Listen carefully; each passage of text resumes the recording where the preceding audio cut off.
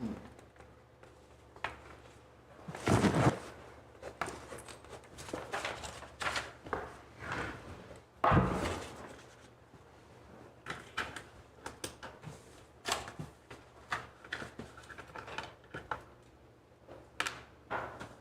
welcome everybody.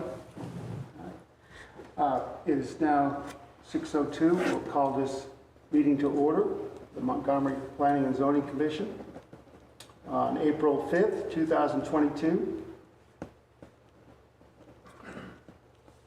Dave, are there any visitors or citizens not on the agenda that would like to speak at this time? I'm not receiving any applications to speak. All righty. Moving on to the agenda, item number 1, consideration of possible action on the February 1st, 22 and the March 1st, 22 regular meeting minutes. So that's two months.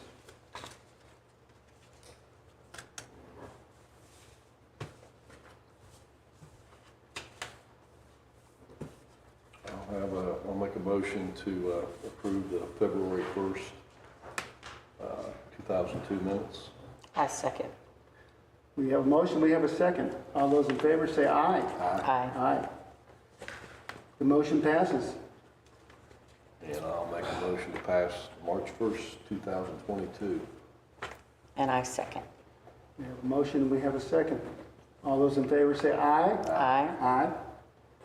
Those opposed? The motion passes. Okay, item number 2, consideration and possible action on the Porter Farms preliminary plat, a proposed 27.315 acre, 90 lot, single family residential subdivision north of FM 1097, east of FM 149. Members of the commission, you got the engineer's memo along with the preliminary plat in your packet, and Chris here, I'll turn it over to him if he wants to expound on or add anything to it. I'll also note the developers are here as well if you have any questions. Okay, great. And Chris, if you would, just wanted to add, not to interrupt you, but to kind of help us as a kind of a learning experience, I did go back, I pulled up the original on the feasibility study, October 21, and I just made a few copies, so I'd like to just give that to the members, just so we have kind of comparison to the old and the new. This way we don't have to look it up online. Correct. Yeah, so this project has been on for a few months now. As you mentioned, the feasibility study was done back in the beginning of last year. I think at that time it was 94 lots. After land planning and getting it laid out, we're at 90 lots, so essentially the same number of the total lots.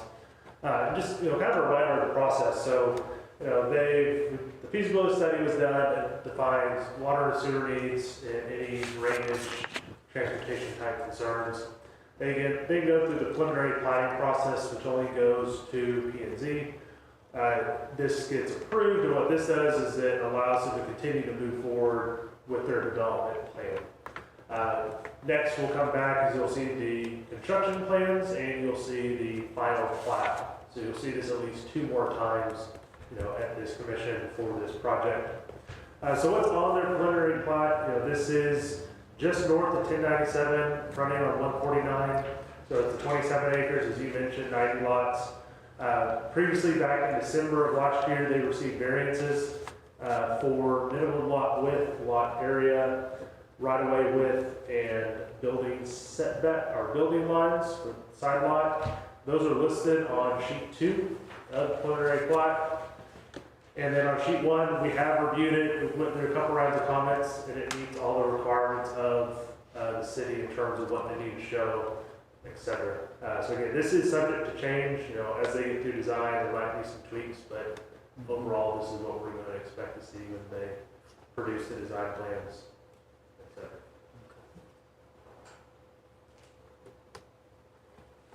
So what was the final width? The final lot width, so your standard is 75, the variance that was approved was 50. And then the lot area, the minimum in your ordinance is 9,000. The minimum approved by the variance was 6,500. And the lots on this range from that 6,500 up to some of the larger lots are upwards of 10,000, 10,700. There's one 15,000 square foot lot, but the majority are in that 6 to 7,000 range. And when I was looking at it, I could see where some lots were bigger than the others. Is that just personal owned by someone, or is that the developer owns it, or is it No. going to be developed for homes later, or is it just going to be one big home? They will be developer homes. So at least the lots, I mean, I would expect that the home size and the style of home are going to be consistent throughout the whole neighborhood, but some are going to have larger lots than others. And it's mainly, those cul-de-sac lots, quarter lots. Right. And then there's one down from the cul-de-sac that's fairly big. Correct, Two of them, actually. correct. Right. So they'll just be, will we have to have any variances for those? Will they differ from the other homes that are in there, the standard homes that are in there? You know what I mean? Like maybe privacy fence height because of what's in there, Right. animals, no animals. You know what I'm saying? Because one of them is fairly big. Right, it won't go into that, so Okay. normal variances will apply. This just allows the range to go down to 50-foot lots and down to 6,500, but they have that range to do whatever size lot. And they'll be on city water and city sewer. Correct, Okay. correct. Yes, everyone in here is going to be public water, public sewer, public drainage. It's just, a larger lot than the neighborhood. Okay. Nothing. I also wanted to know, inside there, is there going to be any amenities? Like, is there going to, like some of these other developments that we're looking, there's water pads, trails, parks and stuff like that. Is there just going to be homes? I'll let the developer answer Okay. on that plan, but, they do, if you look at Reserve A, they have a 7.5 acre detention drainage Yeah, reserve with seen that, yeah. that is open space, green space. But as far as amenities and the type of development, Yeah, and it'll be good for us to hear and get an update on that, because it's been a while, but I do remember originally there were, I think, 4 variances. It was a lot of width, a lot of depth. No, I think instead of a green space, there was a sidewalk involved to go into along 149. and they meet, so the rule is that you have to have a 1-to-1 compensating green space. And so with that large detention area in the back, that counts as green space. So of the 27 acres, 7.5 are green space, open space per the ordinance. But Ken, you want to talk about kind of some of the amenities? Stand up for a second, just. Sure, yeah, you can stick whatever you're comfortable with, yeah. The idea is, obviously, that is going to be a detention area, but to the extent we're going to put some walking trails and there won't be a splash pad or anything like that just because of the space that we're dealing with. It is a 27-acre tract, and we're trying to get as many homes on there as we can, obviously. But the idea is to take advantage of kind of the natural area. We want to keep some of the trees that are to the east side, to the extent on the back of the property, we can leave some of the wooded area and create some paths around there so that we have some separation. Our neighbors get a little bit of privacy, and at the same time, kind of keep as much green, frankly, as we possibly can. Yeah, and that's in everybody's best interest. You know what we're getting at. I think if we're going to talk about the sidewalk, sounds great. I don't know that we can really, in my mind, I don't really, I'd like to keep it separate because I don't know if that makes up for, that doesn't really make up for a green space, but we do have a lot of good natural green space there off the back. So. Is there going to be sidewalks in front of the homes? There should be? That's all we require. Huh? That's Yes, required. they'll be required. Okay. And then they have the drainage on the, when you're driving down the side, there'll be drainage in there? Correct. Okay. And it'll be able to, will cars have to park on the road, or is the driveways going to be big enough? Because some of these neighborhoods that we have now, yeah, you try to, Well, as Chris pointed out, most of these lots, while they are narrow, okay, they're very okay. 135 to, on average, please correct me if I misspoke. I went through it, they're about 135 to 175 in depth. Oh, okay. So that you could have, our intention would be is all the homes, 3-4 bedroom, 2 bath, 2-car garage, 2-car driveway, with the idea that you would park 2 cars in the driveway. We will have, we are very strong on HOAs. We will have an HOA with a strong set of DCCRs on here, and we use the same set of DCCRs over and over and over again, and it will have prohibitions on parking on the street. Now, it's not going to stop you from the city, or somebody from parking in front of your street, but we give the city the option, but not the right, but not the requirement to enforce that. You cannot park in your grass. You cannot park your 18-wheeler, your commercial vehicle in front of your property. You cannot work on your vehicle for more than so many hours. You know, you can change your oil, is my point. We're not unreasonable, is my point. But, you know, if you have with these lots, I would have to imagine you could probably park 2 Ford F-350s side by side on the driveways without getting in the way of sidewalks at 135 feet. A lot of our homes that we build are 50 by 100 to 110, and they're going to be the same style of houses. So the driveways, I would imagine, are going to be sufficient to park at minimum 2 cars. We don't want people in the streets. We find that, one, you have traffic issues, 2, it's a safety issue. Because frankly, we're hoping that there's children in this neighborhood, and when you get kids darting that line of cars. So have you started advertising a price point in that neighborhood? Okay. Yeah, that was something that was talked about at one time. I think it was 250 or something, but that's not really something we need to get into tonight. I just didn't know what the market was exactly that. I'm not gonna. You read, we all read, Yeah. and I'll just go ahead and say it. I mean, prices have gone through the roof the last year. We've seen, as a developer and our home building partners, we've seen cost increases between 35 and 40%. We've had homes in other subdivisions that were going for $180,000 at the beginning of 2021, and they're selling for $279 right now. And it's. I mean, we would have originally loved to have had houses out here at 225, but I won't commit to that because we wouldn't be truthful, sir. I'm just being honest with you. Well, I guess our only hope is that hopefully the way our, what I'm trying to say, open market will dictate, but fair pricing is something we always hope to see, and you know, the market should dictate that. You've got to be competitive, in other words. So we've been surprised by some of the prices. It's a crazy market, Yeah. and we did this development with the intention, sir, of trying to provide homes for, frankly, fire and fire and police. And Yeah, city originally staff I was- and teachers. yeah. Yes, sir. That's absolutely Yes. the reason that we Yes. did that we first approached this. But I will also say that in light of the world that we've lived in the last year, I've seen price increases that I would not have expected. I mean, if you would have asked me a year ago, I would have told you you were crazy. We've seen, I mean, the homes right now, if I had to guess, all the homes would be between 1,200 and 2,400 square feet, or 2,200 square feet. If I had to guess, right now, we're hoping that the private homes are going to be between 225 and 350.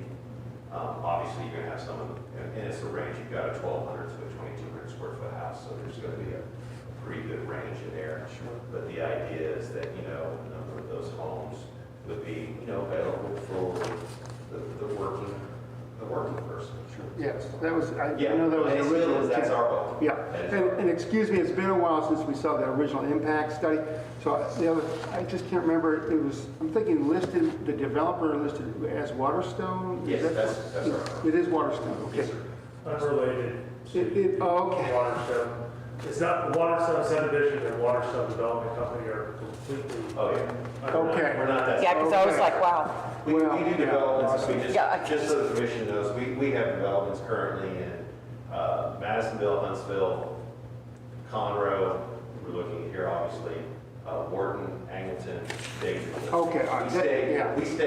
We're primarily in the 30 to 70 miles surrounding Houston kind of areas in our focus. So your track record has been observed, and I'm sure that answers that question, because when I saw Waterstone, I just wanted to be sure. I see that you have 2 entrances, which I like. because some of them, the recent developments we looked at as one.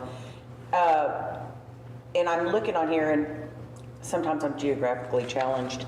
So how far apart are these entrances? Like, I mean, I'm looking at it here, it looks like 2 streets. So the way you go in and go out? I can give you a pretty good guesstimate, because those are gonna be. But it'll be, is it gonna be a gated community? No. Okay, so it's gonna be, someone can go in and out of it, and it looks like you have one cul-de-sac, one kind of circle. You're gonna have a cul-de-sac, or kind of a half, it's a elbow. for Yes, lack of elbow, better okay. Is that the word? Okay. You will have cul-de-sac on the southern part over Right. there that backs up to the kind of the retention area. But if I had to guess, we're gonna probably end up being around 350 to say 400 feet in between those entrances on that, just the sheer depth of those 2 lots that are back to back. And while it's not reflected on here, one of the things that we typically like to do in our entrances is, if the width of the right-of-way allows it, we typically like to throw a 4 or 5 foot median in the middle, so that as mom drives out and turns to the right, there's a median protecting her, and someone is coming in, they can't turn into her lane. Okay, good. It's, frankly, you know, it's a couple extra yards of concrete, Right. and it potentially could save somebody an accident. Okay. And to go along that, just so we know, again, on the history, I know we went originally, on that original plat, it was 112 units, and it went to 98 somewhere, and now it's to 90. But my question is, on roads, originally I know you were trying to get it access through Thomas Road, which is a private road, onto 1097. And I know you're gonna need to get approval of a landowner. So it looks like that's not gonna happen. Okay. The council did make a point, for some reason they felt like that wouldn't be an advantageous thing. I'm not sure if it, I didn't really follow the discussion as to why, but. Okay. And I don't want to misstate this, but we've chatted with a couple of property owners to that side about easements for utilities. Chris, we've been trading a few emails and everything, as far as easements from some of the adjacent property owners, and one of which has a quote-unquote road that he uses back that's on this property. And we're not out here to say someone can or can't continue to use their house. That's not, we're not those kind of guys. Well, that'd be good news. But it's not, we will not be using that as a point of access. It is that. So 149 is your point of entry? 149 we will have 2 entrances off. Chris, has there been a study done on possibility that maybe the traffic coming in and out of there, because let's just say 90 times 2 cars, 108, you know, whatever. It's So, going to be text dot driven, so I mean, in order for them to get the text dot permits, they're going to have to show the impact to text dot, and text dot, they require decel lanes or turn lanes, but that's, you know, part of the development process is where they have that That's in opportunity. process already. We've already contacted them. so no intersection lights possibly? No intersection light, maybe a turn lane? I don't think it'll be, I I think, think at 90 homes, it's going to be, just the sheer number, it's unlike, I could be wrong, I don't work for TxDOT. But 149 is crazy. right, and I don't think that, I think a light is very unlikely just being. Okay, that I'm close just, to I wrote it 297. down, okay. But again, that, it'll be up to text dot, but again, 90 homes, like Ken said, is not a All right.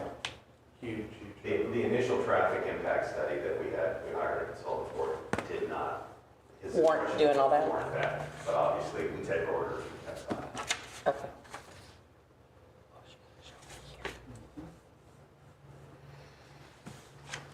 So, see, this is 1097. So this is, Got it.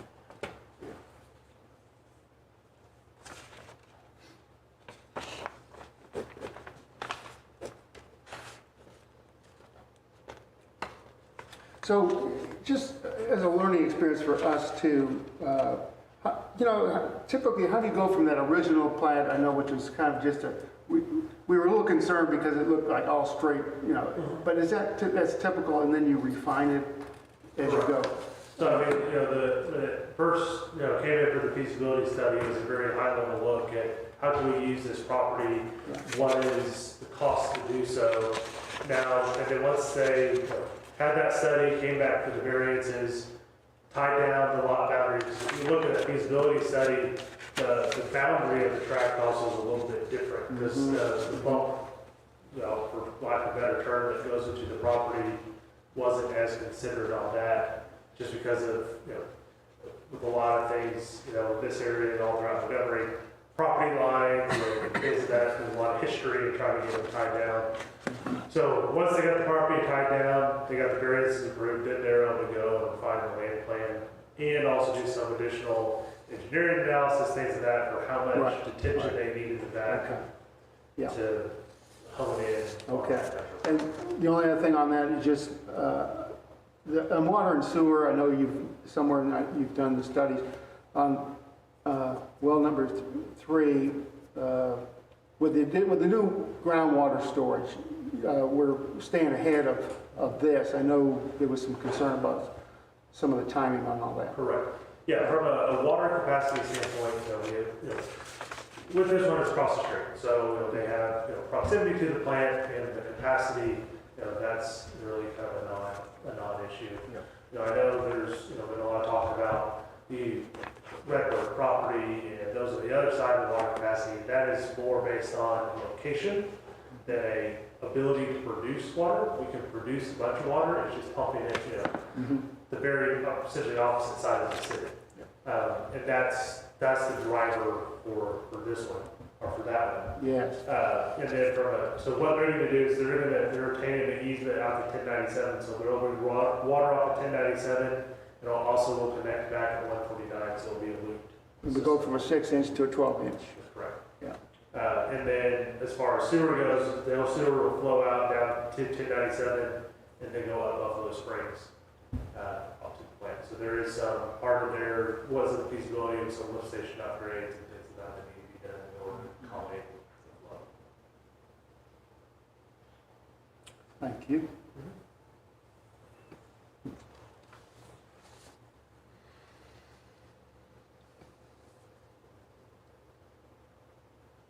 I do think that the deep lots help.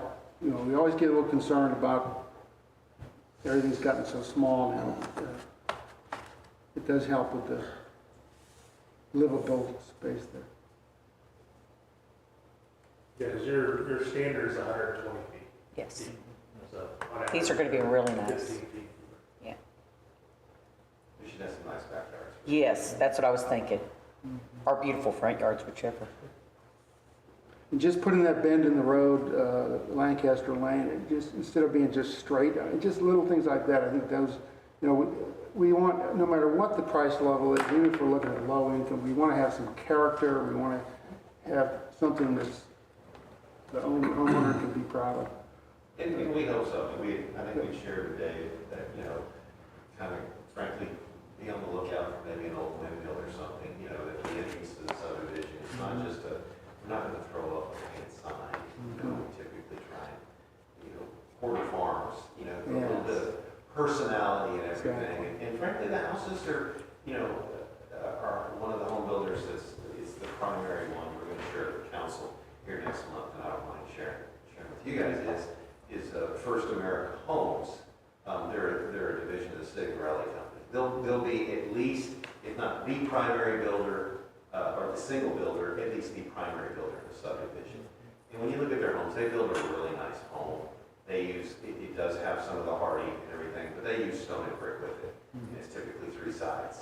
And you go in and it's granite and stainless steel. They have the amenities that show well, and their houses have, a little bit of personality, and I think they'll show very well in this environment, which is, has an element of a rustic feel. It's a pretty, you look at it now, it's a hay field, and Yes. you got a lot of trees and everything. Yeah. And we're going to try and retain as much of that as we can. I'm Exactly. not going to sit here and say that for lack of a better word, a production builder, they're not going to take out trees. They will. Oh, yeah. That's just on a 50-foot lot. And it never fails. The nice tree is always right in the middle of the living room. That's just the It's nature just a reality. of Murphy's Law. Speaking of that, do you think they will do maybe 2 trees in the front, 2 new Yes, trees in the front? Typically, there's at minimum, there's 1, Yeah. but Yeah. that's over there. That's Some. certainly something. We have landscaping. We have, Yeah. like I said, Our deeds and restrictions are not the typical HOA. They're about 60 pages. Well, yeah, and the homeowner makes it their own, they put they improve on the landscaping. Exactly. But yeah, one tree's fine, because they get big. In First America, they'll build a pretty house as well. Yeah. It will show very well. And as a reminder, we do have a tree preservation ordinance that does, have requirements for residential homes. Yeah. Two trees in the front I think yard. it's 2 tall trees with at least 1 in the front. One in the front yard and then one either in the side of the backyard or something like that. Okay. So there's a baseline standard on Yeah. what they. Exactly, so important. And it's nice to hear a little nod to the history, and we're surrounded by agriculture. It's something that gives it that little bit of a unique, whatever it is, a windmill or something, well, who knows? But, yeah, those are the kind of things that make a difference for the community too. Identity. It benefits everyone, frankly. It makes it more enjoyable. It makes it more marketable for the home builders, Mhm. and frankly, it makes it more enjoyable for the residents.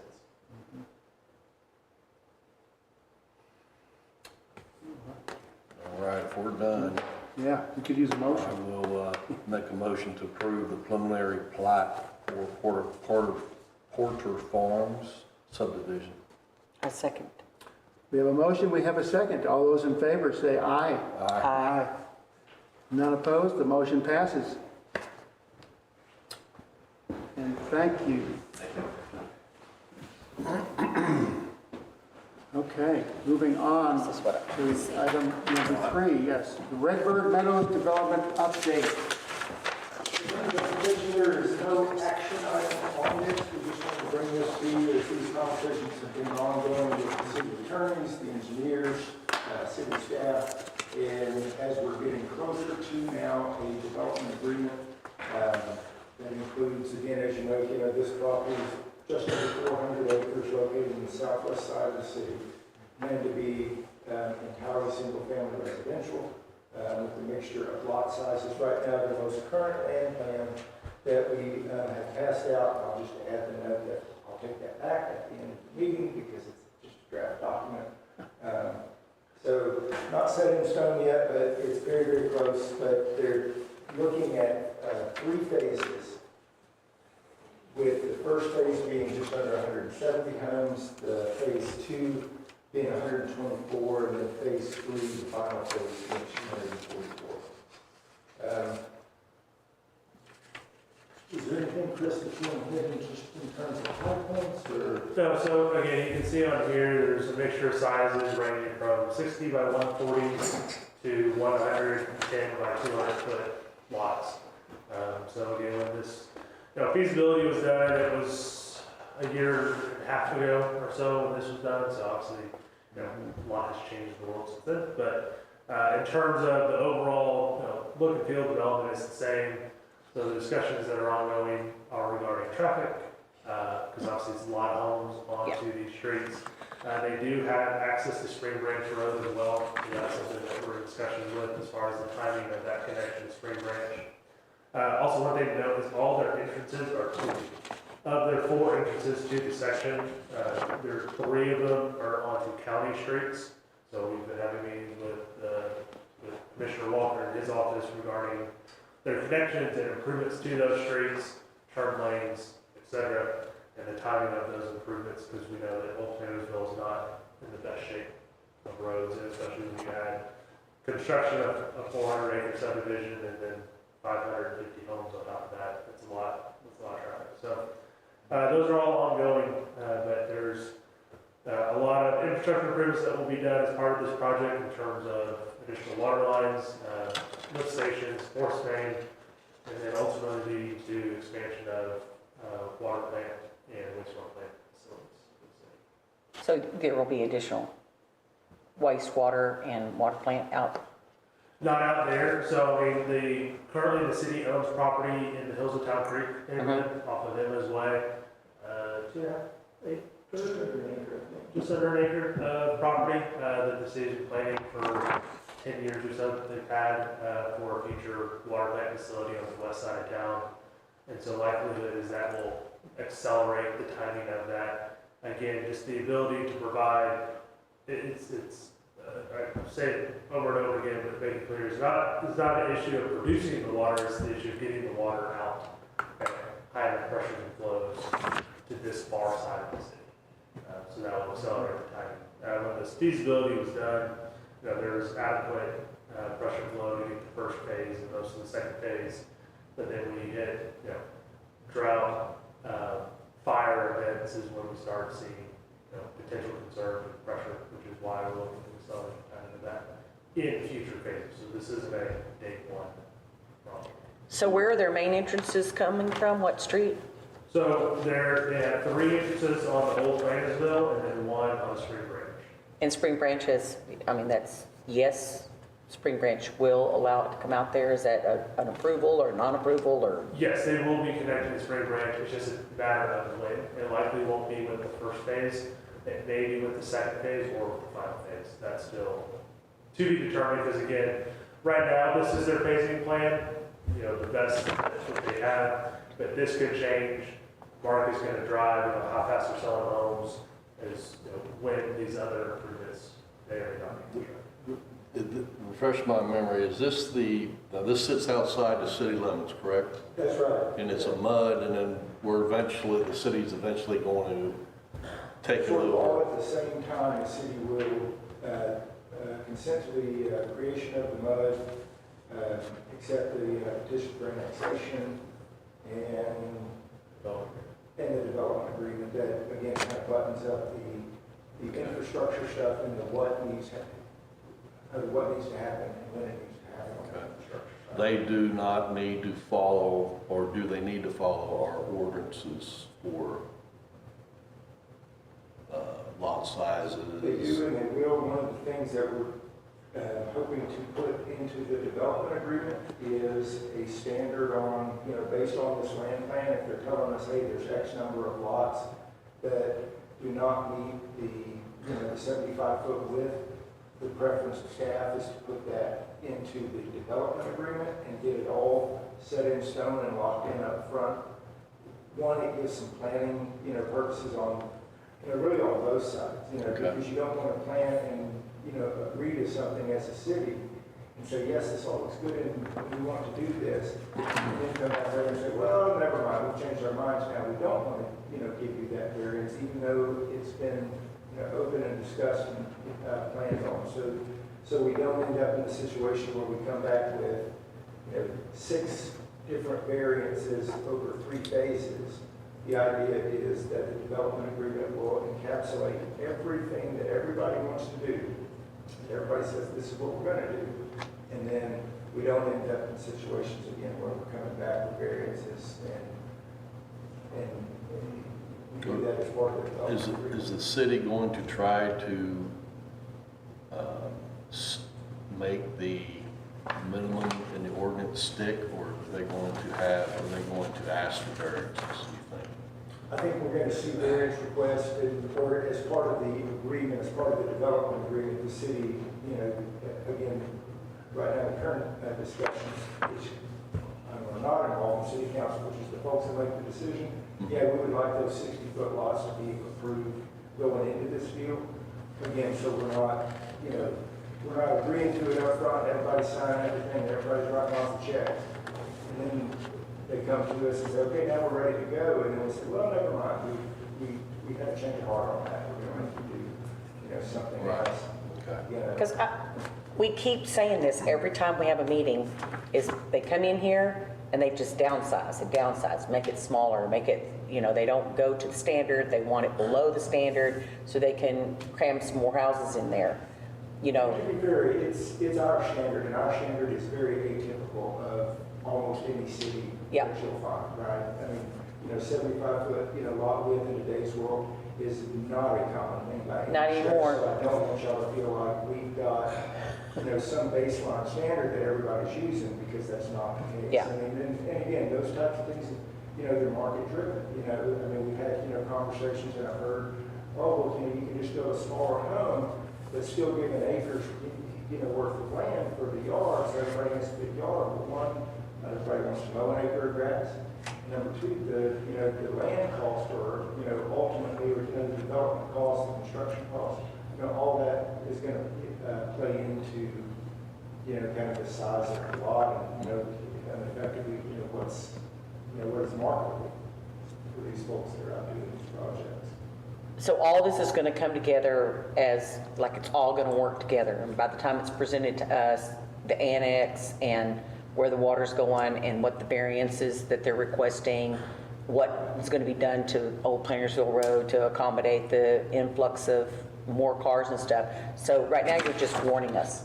Well, Or letting us know. This is the biggest development, Yes. by far that we've seen, especially in terms of the intensity of the pace of development. Buffalo Springs is, obviously larger than this, but it's been stretched out, it's on a 20-year arc or so, to build out. I think they're planning on a 3 to 5 year timeline in terms of building out all 3 phases. So if I'm thinking right, the first item that you guys will see for action would be the preliminary plat, like we just looked at the watershed for section 1.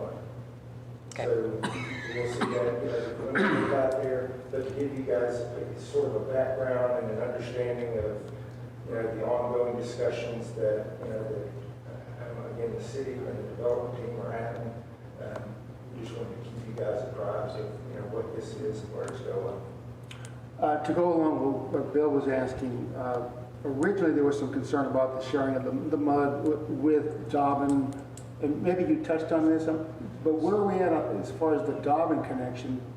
Is there... So that's why this has been quiet lately, because over the past year, they've been working with Dobbin and with the PUC, Public Utility Commission, to get, who's the term, so to get out of their boundary. They have succeeded in that, so they are no longer within the Dobbin Plantersville CCM boundary, which then allows them to annex into the city, for the city to provide that.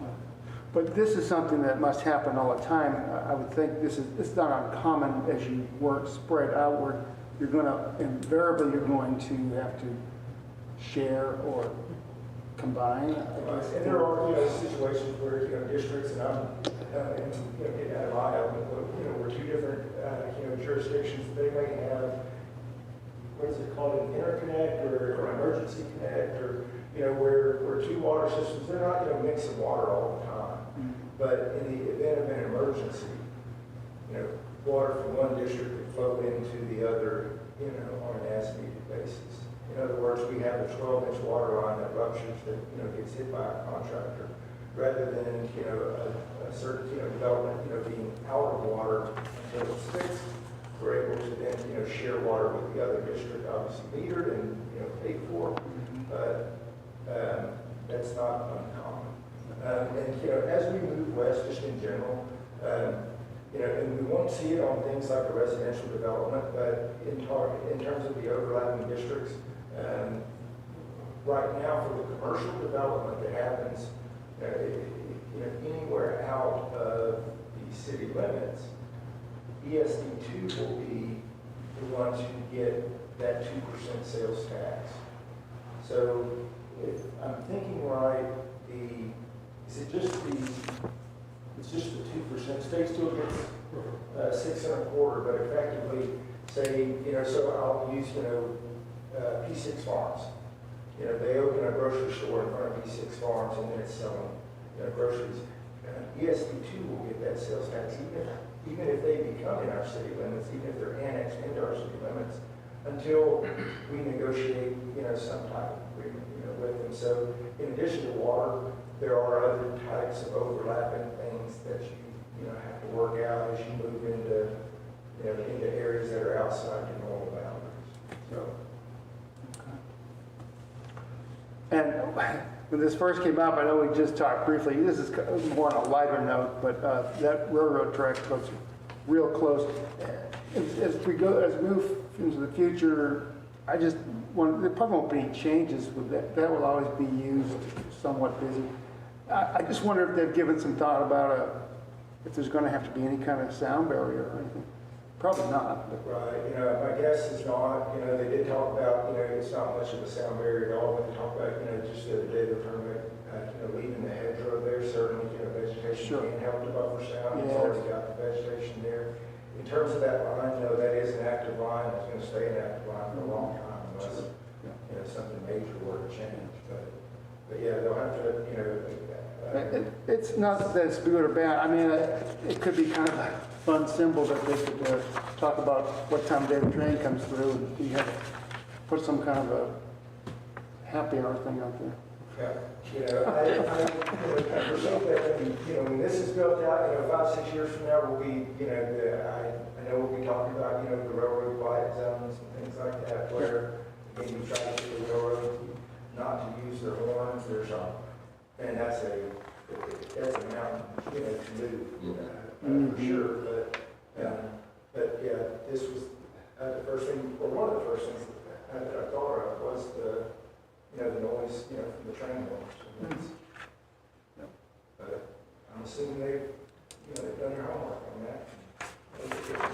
It's one of those things you just get used to it, I guess. I mean, there's other people that live out that way too. Okay, well, we appreciate the information and keeping us up to date. We'll keep you guys posted as it moves along. Again, we anticipate this going, I don't know that it's coming on this meeting, but, we're nearing the end of the, trying to cross all the Ts and dot all the Is, so city council should be seeing this soon. Right. That's all we got on that. Okay, and again, that's, as far as you can say, that could be a 3 to 5 year. That's the timeline now. It's Timeline. going to be under construction, I think, within about 16 months or so with phase 1 or section 1, and then the subsequent sections about a year apart. Again, all market driven, but that's, that's what we see now. Depending on everything else, economy and everything. All right. Any more questions? That it? We need a motion? I'll make a motion to adjourn the April 5th, 2022 meeting. Second. We have a motion, we have a second. All those in favor say aye. Aye. Great, thank you. Did you say you wanted these back? Yes, please.